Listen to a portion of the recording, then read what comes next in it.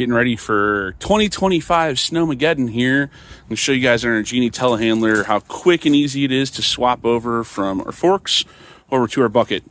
So we have all of ours equipped with this adapter plate that gets us the skid steer attachment plate, so we can swap over from any standard skid steer plate attachment to any other one, assuming you're not trying to run high flow stuff, because this just can't do it. It doesn't have the pumps for it. But flip a couple levers, throw in the bucket. So reach behind here,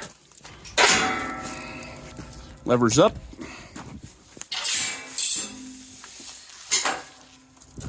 Let's drop it off.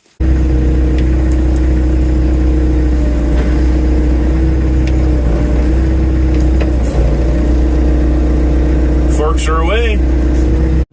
So the way I like to grab my bucket is extend into it. So I got myself lined up.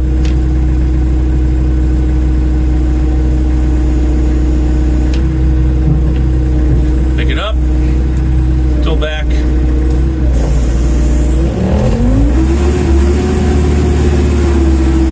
So now we got it adapted. I like to use my foot, kick the lever down,